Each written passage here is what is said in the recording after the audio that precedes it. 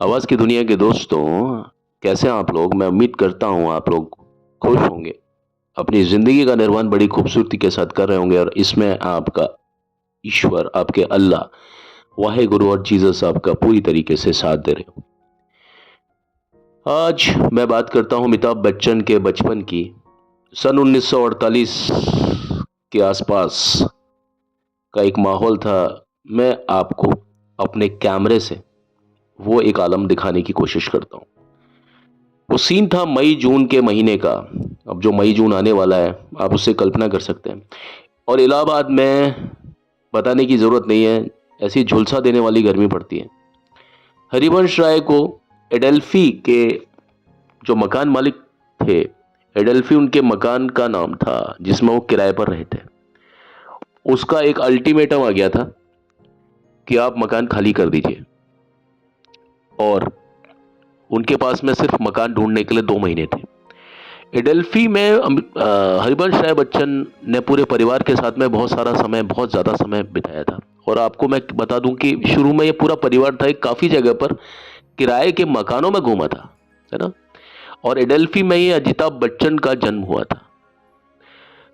बच्चन जी हैं, वो अपने विद्यार्थियों एवं मित्रों के साथ में होली और अन्य त्योहार मनाते थे। जैसा कि मैंने आपको बताया कि बच्चन जी का पूरा जो वास्ता था वो पढ़ने पढ़ाने का था, और वो प्रोफेसर थे और साहित्य पढ़ाते थे, हिंदी। और वो अपने दोस्तों के साथ, अपने मतलब बड़े ही मिलनसार व्यक्ति थे, उनके साथ में वो होली का त्यौहार मनाते थे।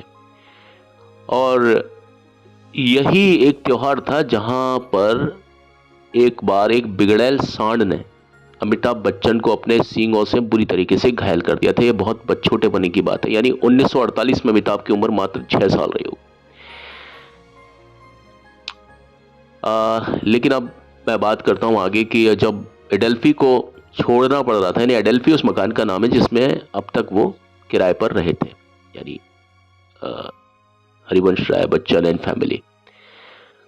अब जब मकान मालिक ने बोल दिया तो मकान को छोड़ना मजबूरी था।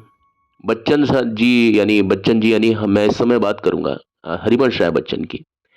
भरी दोपहरी में साइकिल लेकर के गली गली इधर उधर घूमते थे, मकान की खोज में जुट जाते थे। आखिर बहुत दौड़ धूप के बाद में एक मकान उन्हें मिला किराए के लिए। उन्होंने अमिताभ बच्चन ने अमित को भी वो मकान दिखाया। अमित को वो मकान पहली नज़र में ही पसंद आया। क्लाइव रोड पर स्थित एक बहुत बड़ा एक भवन था, उसका नाम था ललिताश्रम। इसमें 3 परिवार रहते थे। ग्राउंड फ्लोर पर सामने की ओर का एक हिस्सा बहुत ज़्यादा खाली था, जिसमें बच्चन परिवार आकर के रहने लग गया। उनके पास छोटे बड़े कुल मिलाकर 5 कमरे थे, जो उनके लिए बहुत ज़्यादा थे। अब देखिए, जुम्मा जुम्मा कितने, 2 या 3 लोग हैं। अमित जो कि इस समय 6 साल के थे, उनका जो भाई था वो अभी पैदा ही हुआ था, छोटा अजिताभ, और मम्मी पापा यानी तेजी सूरी यानी तेजी राय बच्चन और हरिवंश राय बच्चन। तो अब ये 5 कमरे थे, उनके लिए बहुत ज़्यादा थे। ऊपर की मंजिल का जो मकान मालिक, ऊपर की मंजिल जो थी ना, वो मकान मालिक रहता था उसमें। और पीछे के 2 जो हिस्से थे उनमें 2 अन्य परिवार रहते थे, वो भी किराए से थे। पास के मकानों में रहने वाले शशि मुखर्जी और नरेश पॉल दास, दोनों ही बंगाली, वो उनके दोस्त हो गए, वो उनके हम उम्र थे। ये उनके बचपन के दोस्तों के नाम बता रहा हूँ, जिससे उनकी दोस्ती काफ़ी समय तक रही, बहुत ज़्यादा समय तक। और अमिताभ बच्चन यानी अमित यहाँ के माहौल में बहुत जल्दी रम गए, बहुत जल्दी बस गए वो माहौल पूरा। शशि मुखर्जी के मकान के बरामदे में नौकरों के रहने के लिए विशेष कमरे थे। एक कमरे में एक पहलवान रहता था और वो पहलवानी करता रहता था, अपने मुख दर घुमा घुमा के वर्जिश करता था। शुरू में अमिताभ बच्चन और उसके जो दोस्त थे वो उससे डरते थे, क्योंकि पहलवान है, मोटा ताजी, और ये लोग होते हैं ना, कम से कम बात करते हैं और थोड़ा सा चेहरा भी बड़ा रोबीला होता है। तो ये देख करके अमिताभ बच्चन, उसके जो दोस्त थे, वो डरते थे। लेकिन बाद में जाकर के वो पहलवान लोग होते हैं ना वो दोस्त भी बहुत जल्दी बन जाते हैं, वो बाद में दोस्त बन गए। और जब भी कभी अमिताभ बच्चन को और उनके दोस्तों को मौका मिलता, वो उस पहलवान से जो कि मुकदर घुमा घुमा के वर्जिश करता था उसके पास पहुंच जाते थे। और ये जो मकान था ना, ये चार दीवारी से घिरा हुआ था, चारों तरफ से, मतलब अच्छा, इसका आवरण बहुत अच्छा था, खुला खुला, बिल्कुल प्रकृति की जो छत्र छाया से पूरा घिरा हुआ था। एक और नींबू के 8-10 झाड़ लगे थे। एक दीवार के बाहर महुए का एक पेड़ था। महुए की खुशबू तो आपको मालूम है कैसी होती है। उसके फूल अमिताभ बच्चन के घर की तरफ ही झड़ते रहते थे। बड़ा खुशनुमा माहौल था। आप देखिए, नींबू की खुशबू, कच्चे नींबू की, और महुआ की खुशबू। अमिताभ बच्चन को ये सारी चीजें बहुत ज्यादा मतलब लुभाती हैं, और आज तक भी लुभाती हैं। नींबू की पत्तियों को हथेली से रगड़ने के बाद में जो एक अच्छी सी जो गंध पैदा होती है, वो अमिताभ बच्चन को रोमांचित करती है, और आज भी यही आलम है अमिताभ बच्चन का। नींबू के झाड़ों के पीछे नींबू के जो झाड़ हैं उनके पीछे लगे हुए जो पेड़ होते थे ना, वहां पर अमिताभ बच्चन को मना किया था। उनके फादर यानी हरिवंश राय बच्चन ने मना किया कि भाई वहां मत जाना, वहां पर एक सांप रहता है, वास्तु सांप है। जब अमिताभ बच्चन ने वास्तु शब्द का अर्थ पूछा तो तेजी बच्चन ने जवाब दिया कि जो सांप लंबे समय तक एक ही स्थान पर रहे उसे वास्तु सांप कहते हैं। हालांकि ऐसे जो सांप होते हैं वो किसी को कभी नुकसान नहीं पहुंचाते, किसी कभी डसते नहीं है, वो उस जगह पर सिर्फ अपना एक डेरा डाल करके रहते हैं। अमिताभ बच्चन ने अपने साथियों को भी उस सांप के प्रति आगाह किया कि भाई इस जगह पर मत जाना, मम्मी पापा ये कहते हैं, यानी बाबूजी और मम्मा ये कहती हैं कि वहां पर वास्तु सांप है। लेकिन जब तक वो वहां रहे, खेलते रहते थे वहां पर, वो सांप उन्हें कभी नजर नहीं आया। इस नए मकान को तेजी बच्चन ने बहुत जल्दी, अब जो घर की गृहिणियां होती हैं वो अच्छी तरीके से सजा लेती हैं, तो उन्होंने भी अच्छी तरीके से इसको सजा लिया। बाग बगीचों की देखभाल की, और वहां माली भी रख लिया। सामने बने गोल हौज एक था, पानी वाली जगह थी, वहां पर अमिताभ बच्चन ने मछलियां वगैरह पाली। उन्हें मछलियां पालने का भी शौक है, बचपन से ही है। लेकिन वो मछलियां बहुत जल्दी मर गई, और यहाँ पर उनके साथ खेलने के लिए और बहुत ज़्यादा साथी मिल गए। उनका जो छोटा भाई अजिताभ था वो भी धीरे धीरे बड़ा हो रहा था। प्यार से सब अजिताभ को सब लोग प्यार से बंटी कहते थे, और अमिताभ बच्चन को अमित कहते थे।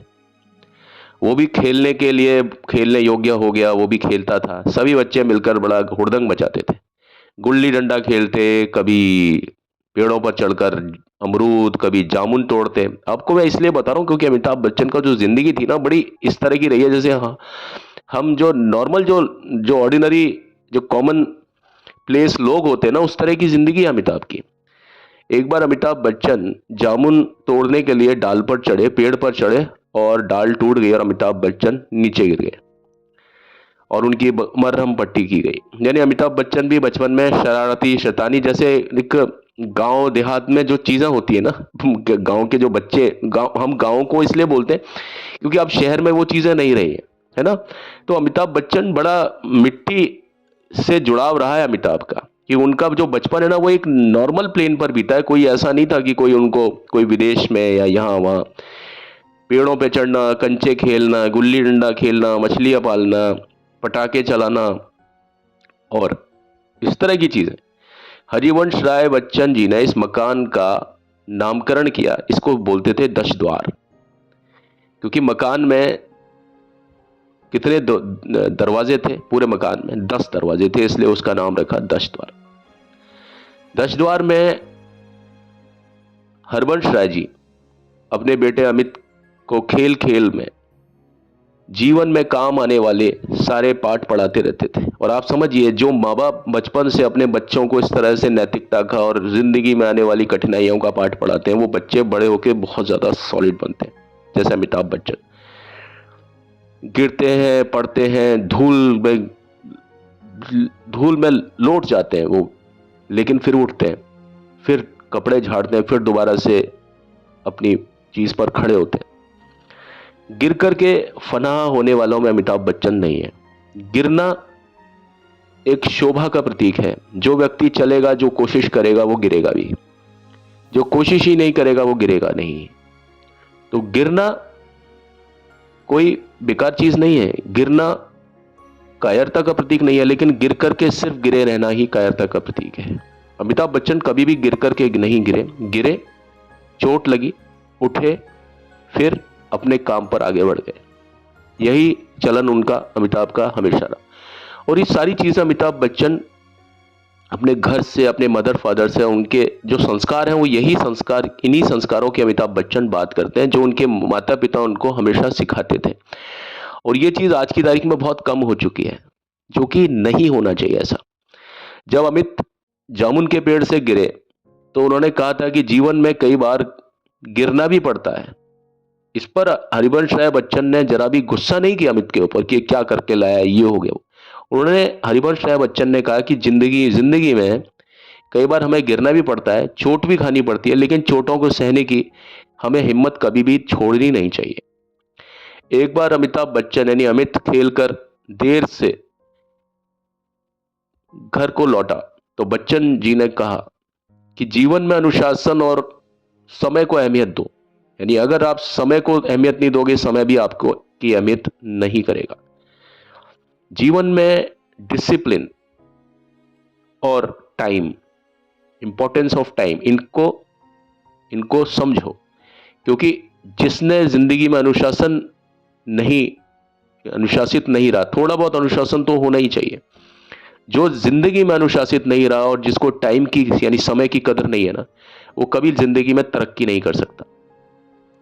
यही चीज आप देखिए, अमिताभ बच्चन को टाइम के बड़े पाबंद हैं और बड़े अनुशासन प्रिय हैं। और ये चीजें बचपन से आती हैं। और जहां तक है हमारे स्कूल्स में, और हमारे स्कूल से भी पहले हमारा जो प्राथमिक जो स्कूल होता है वो होता है हमारा घर, वहां से बच्चा सीखता है। और ये चीज आप देखते हैं कि अमिताभ बच्चन के कर्मों में है। और हर दिन अमिताभ बच्चन इस तरह से तैयार होते हैं कि आज उनका पहला दिन है, आज उनका प्रोफेशन में पहला दिन है, वही जोश, वही सब कुछ, उतना ही रिहर्सल। और आज ही उनकी लाइफ का आखिरी दिन भी है कि आज के बाद उन्हें कोई जिंदगी में कोई दिन नहीं मिलेगा। इसलिए अमिताभ बच्चन की जिंदगी में मतलब उनके हर एक्शन इतने ज्यादा मतलब हर चीज से लबरेज होते हैं, हर चीज से भरे हुए होते हैं, है ना। और ये वो समय था, अमित बॉयज हाई स्कूल में 3rd क्लास यानी तीसरी क्लास में पढ़ते थे।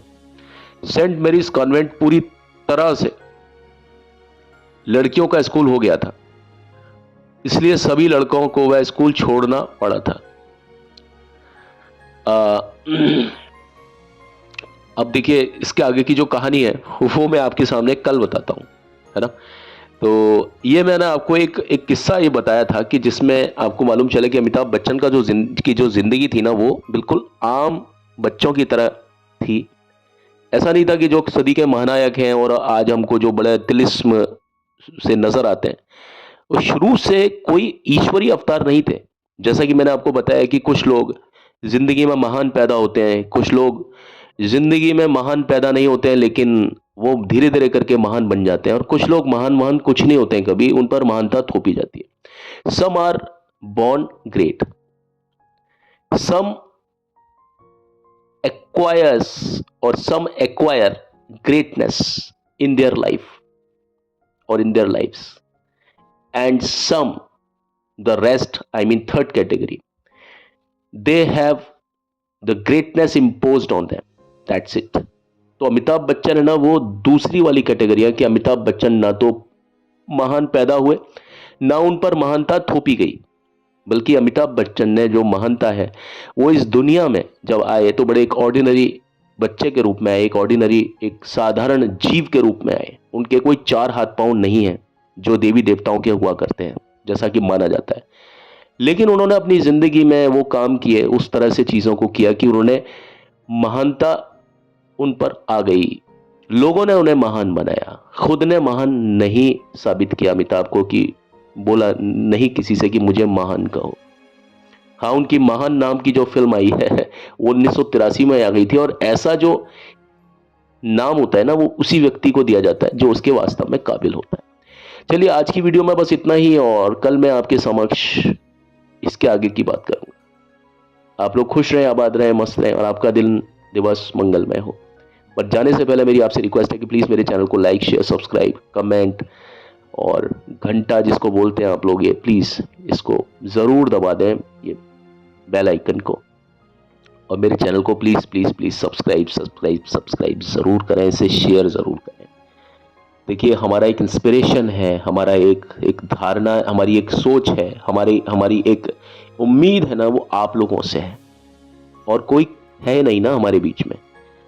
हम भक्त हैं, आप हमारे भगवान हैं, हमारे बीच में कहीं कोई बिचौलिया नाम की चीज़ नहीं है। तो मैं आपसे डायरेक्टली बोलता हूँ, प्लीज़ मेरे चैनल को लाइक, शेयर, सब्सक्राइब ज़रूर ज़रूर ज़रूर करें अगर अब तक नहीं करें। आप सभी खुश रहें, आबाद रहें, मस्त रहें। Thank you and have a nice time. Take a great care of yourself. Bye.